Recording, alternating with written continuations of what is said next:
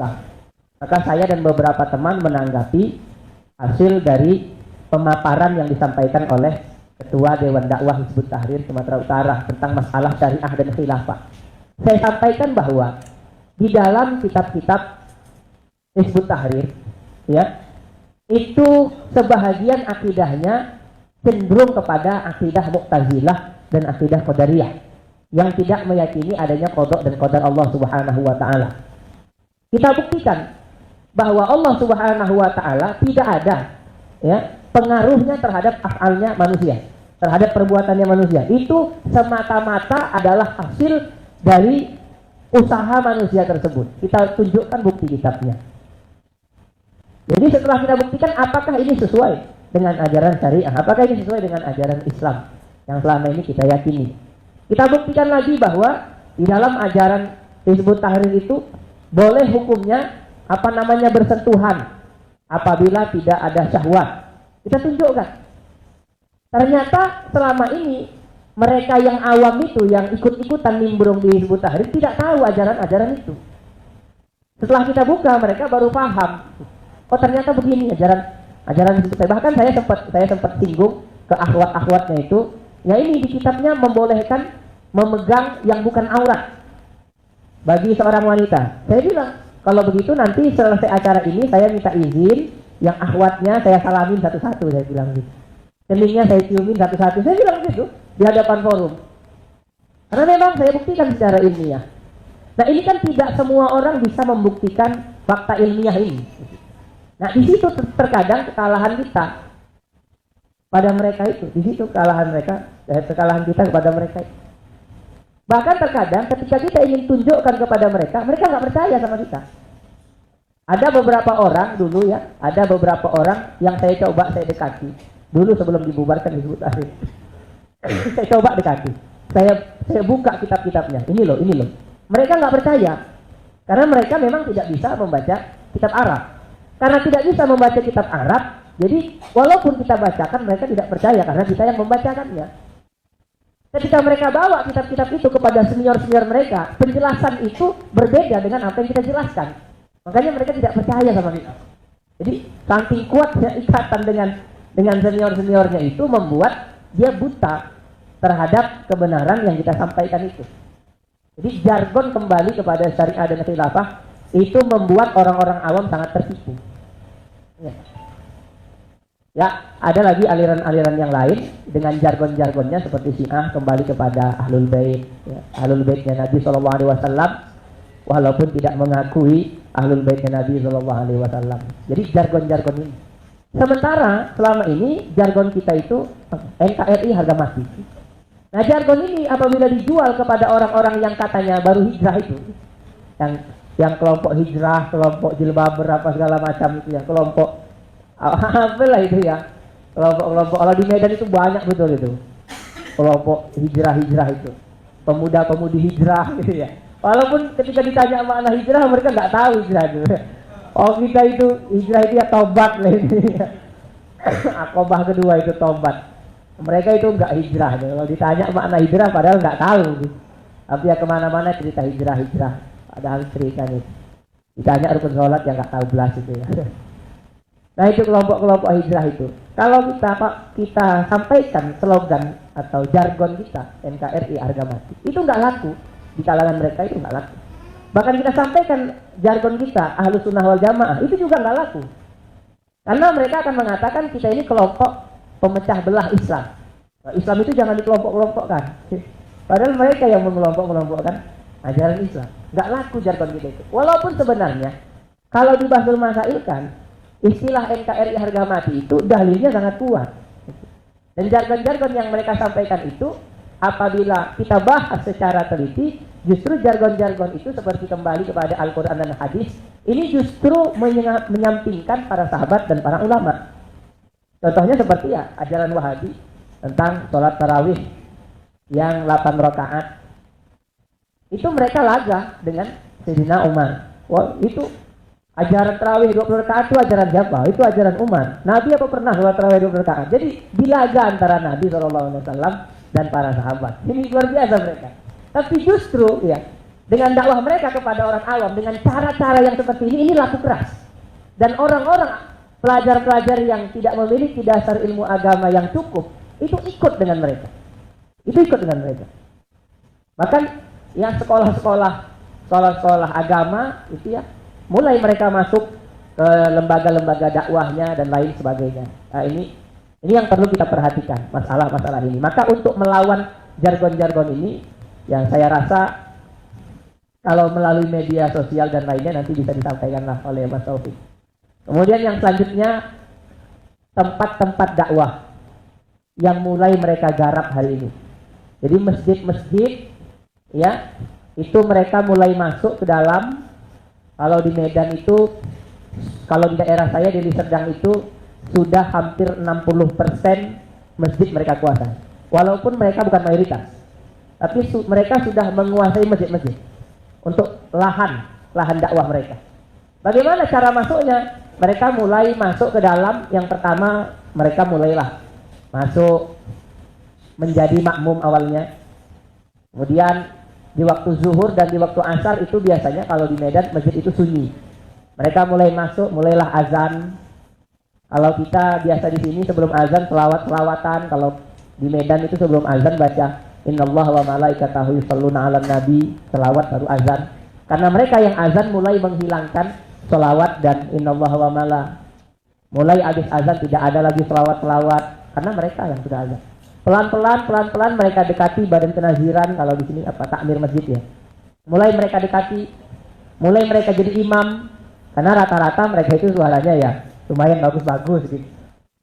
Mulai jadi imam. Setelah mereka jadi imam, mulai tidak ada zikir bersama, mulai tidak ada doa-doa bersama. Nah, itu terjadi di beberapa masjid. Bahkan di Medan, masjid yang awalnya itu ahlus sunnah tulen, gitu ya, kental ahlus sunnahnya, hari ini jadi masjid mereka. Ini mungkin ya kalau di daerah Jawa Timur, Jawa Tengah, Jawa Barat mungkin masih kuat nahdiyinnya. Tapi kalau di Sumatera Utara, mereka sudah mulai kuasai masjid-masjid. Luar biasa mereka. Mereka kuasai masjid-masjid. Bahkan di daerah rumah saya itu ya pernah hadir kelompok Hizbut Tahrir dulu hadir. Saya pasca pulang dari Jawa Timur itu pasca nyantri, saya tidak tahu ternyata masjid yang dulu peletakan batu pertamanya diletakkan oleh kakek dari ibu saya, namanya Syekh Osman bin Tusin Erbangis, murid dari Syekh Hasan Maksum, mufti kerajaan Sultan Delhi. Syekh Hasan Maksum itu murid dari Syekh Ahmad Khatib Minangkabau di Mekah ya. Murid dari Syekh Ahmad Khatib Minangkabau. Dulu peletakan batu pertamanya oleh beliau. Masjid itu kental ahlu sunnah wal jamaahnya. Saya pulang beberapa bulan, ada di situ dakwah Hizbut Tahrir. Saya datangi sama saya. Saya datang ke masjid. Habis mereka paparkan tentang masalah khilafah kepada anak-anak muda, saya tunjuk tangan. Assalamualaikum, gini-gini saya sampaikan. Mau diangkat saya sama takmir masjidnya. Badan saya mau diangkat sama takmir masjidnya. Tapi karena kita orang lama di situ, biar dia kenal, akhirnya ya negosiasi, saya akhirnya cabut dari masjid itu. Nah, memang dari dulu memang saya suka begitu. Saya datangin memang. Ada di masjid itu. Kalau kenal, ada pengarang buku Imam Syafi'i menggugat Syafi'iyah, karangan Abu Umar Bashir. Abu Umar Bashir itu pernah datang ke masjid di kota Medan untuk memaparkan bukunya, bedah buku. Saya datangi, mungkin sekitar 500 lebih orangnya di situ. Saya datangin, gitu datang, kita mau tanya jawab, kita mau nanya, dia kabur, alasan pesawat. Gitu. Akhirnya acaranya bubar aja. Kami masih itu 6 orang lah, 6 orang kami datangin. Gak tahu lah kenapa ya. Kadang saya berpikir sebelum tidur gitu, kok nggak mati-mati lah ya sampai sekarang gitu.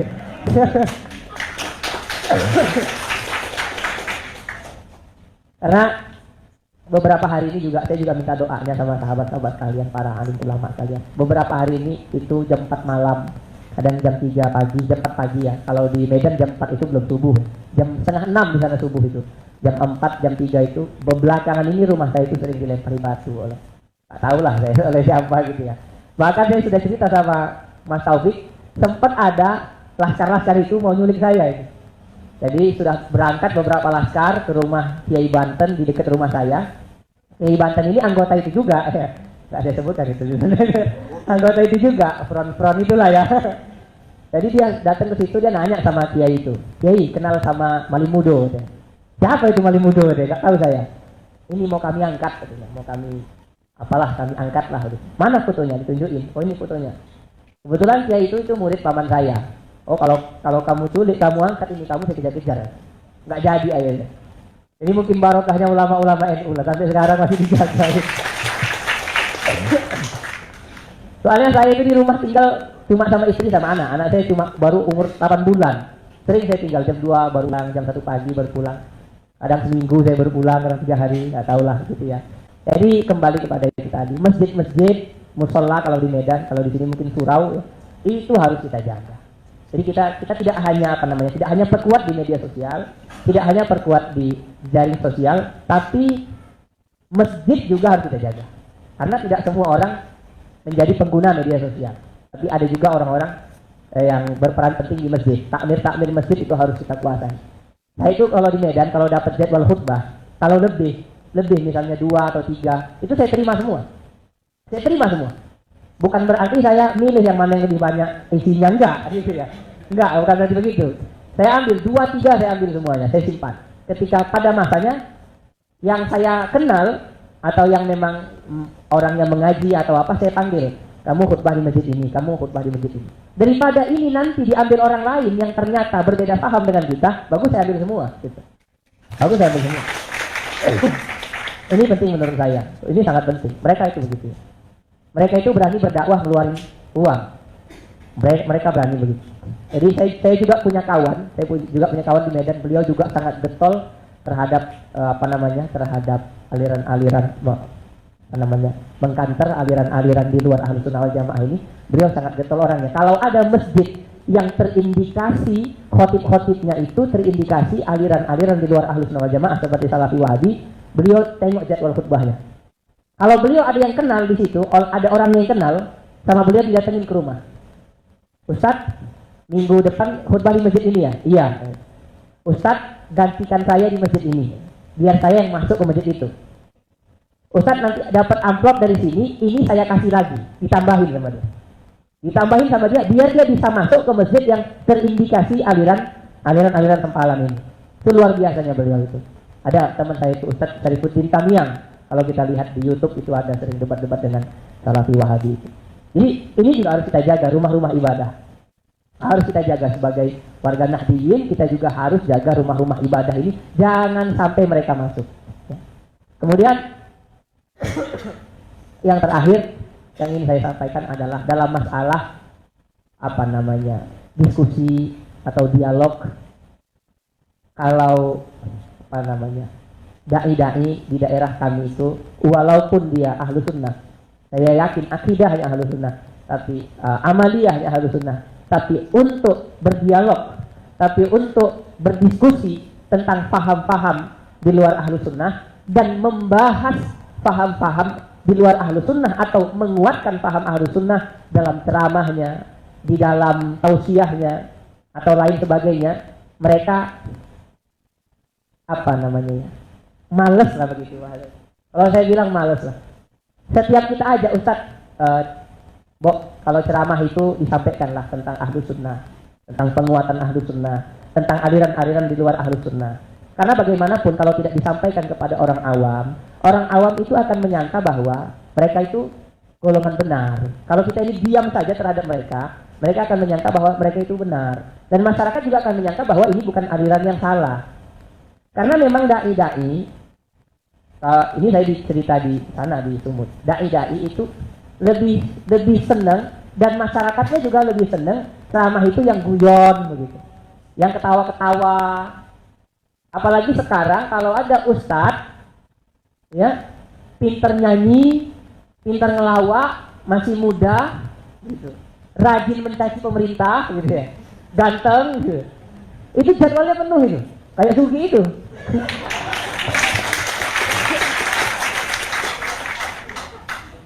Saya itu saya hampir nggak bisa berpikir begitu. Artinya setelah 1,5 jam saya dengar ceramahnya Sugi, saya hampir nggak bisa berpikir, hampir down saya. Apa yang bisa diambil dari ceramah itu nggak tahu saya begitu. Ya cebong-cebong itulah mungkin yang bisa diambil dari ceramahnya itu.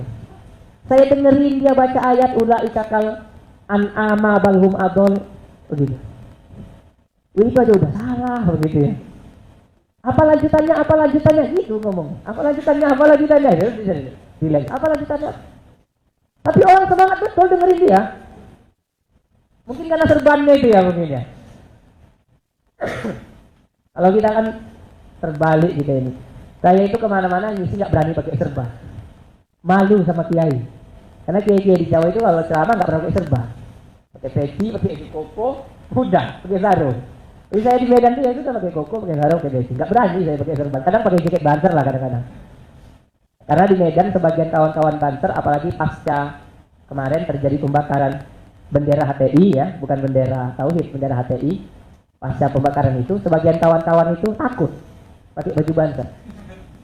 Karena takut, waktu saya diundang ceramah di Polres Deli Serdang, saya ceramah di depan Wakapolres pakai baju banter, saya ceramah. Iya. Akhirnya sekarang alhamdulillah kawan-kawan banter itu sudah berani lah pakai baju banter, takut pakai baju banter. Ada di Medan ini ya, ini luar biasa. Jadi itulah. Saya berharap dari yang terakhir itu tadi, kalau cerita tentang ahlu sunnah ya saya yakin sudah paham semua lah ahlu sunnah, nahdiyah, tentang ulama-ulama nahdiyin, saya yakin sahabat-sahabat sudah paham semua lah. Yang ingin saya sampaikan yang sangat penting hari ini, bagaimana kita mengemas secara baik dakwah ahlu sunnah wal jamaah ini agar mudah diterima oleh semua kalangan, tidak hanya kalangan milenial, tapi juga dari kalangan-kalangan tradisional, kalangan-kalangan yang hidup di perkotaan. Apalagi mereka itu lebih senang mengaji di YouTube daripada ngaji kitab. Ngaji YouTube juga mereka itu sambil naik mobil diputar gitu ya, UAS UAS atau Felix Siaw.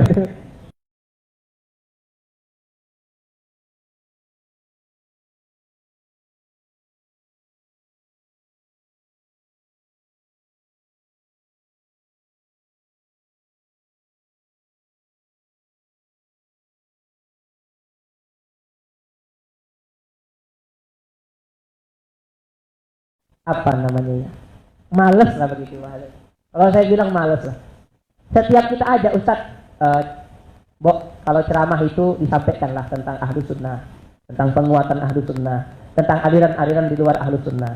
Karena bagaimanapun kalau tidak disampaikan kepada orang awam itu akan menyangka bahwa mereka itu golongan benar. Kalau kita ini diam saja terhadap mereka akan menyangka bahwa mereka itu benar. Dan masyarakat juga akan menyangka bahwa ini bukan aliran yang salah. Karena memang dai-dai, ini saya cerita di sana di Sumut, dai-dai itu lebih senang, dan masyarakatnya juga lebih senang ceramah itu yang guyon begitu, yang ketawa-ketawa. Apalagi sekarang kalau ada ustadz ya, pinter nyanyi, pinter ngelawak, masih muda gitu, rajin mencaci pemerintah gitu ya, ganteng gitu, itu jadwalnya penuh itu. Kayak Sugi itu.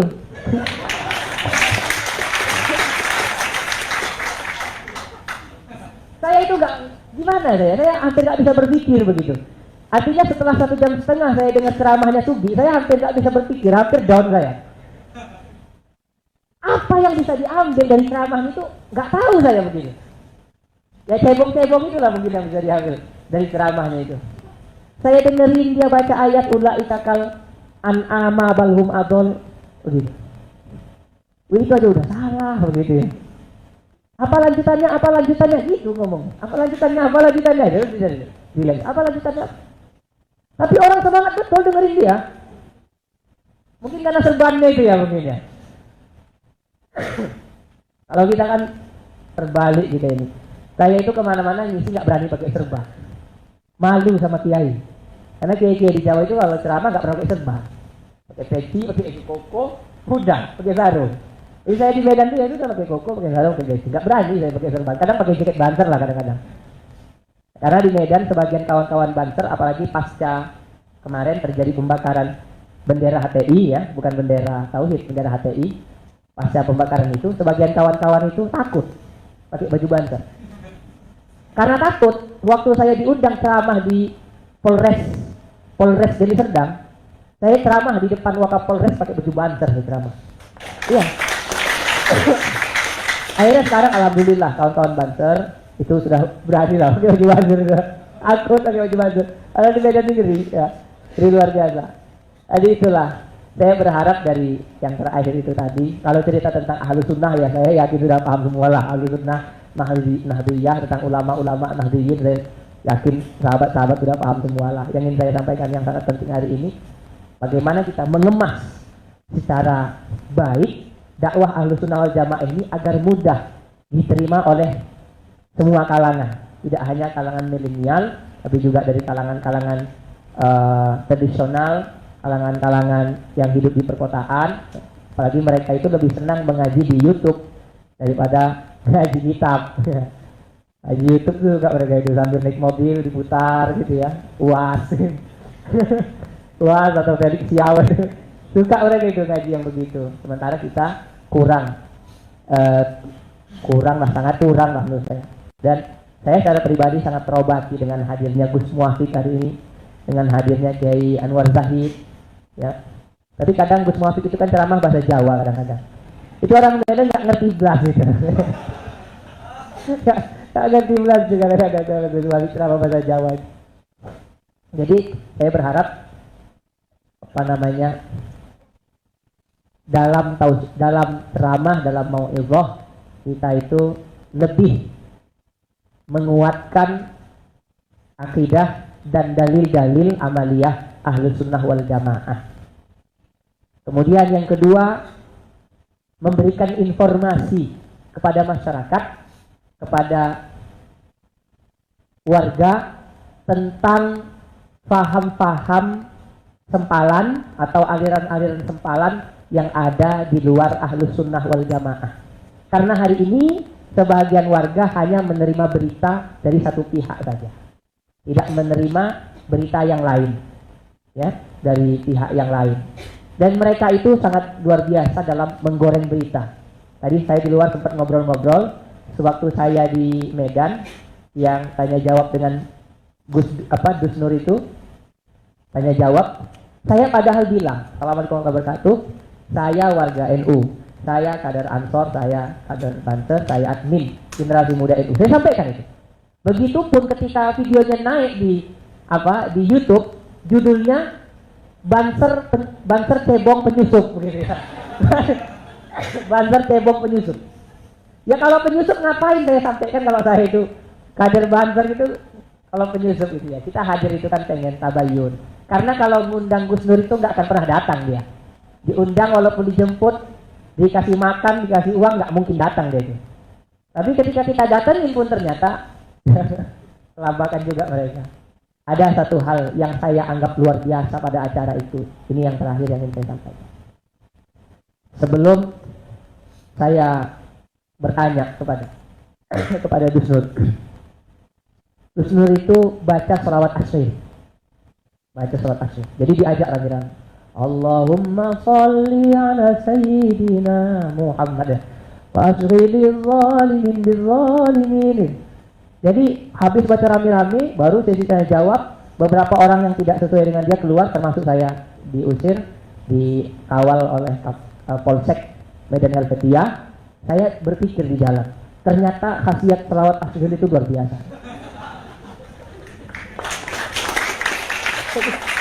Jadi memang betul-betul antara orang zalim dengan orang zalim disibukkan masa itu. Dan orang yang selamat memang betul-betul dikeluarkan dari tempat itu. Jadi ya marilah kita galakkanlah sholawat asghil ini. Semoga negara Kesatuan Republik Indonesia ini Allah sibukkan antara orang zalim dengan orang zalim dan orang-orang yang selamat. Kita yakin 1000% warga NU adalah orang-orang yang selamat, dikeluarkan oleh Allah Subhanahu wa taala dari kezaliman mereka. Amin ya rabbal alamin. Wallahul muwaffiq ila aqwamit thoriq. Assalamualaikum warahmatullahi wabarakatuh.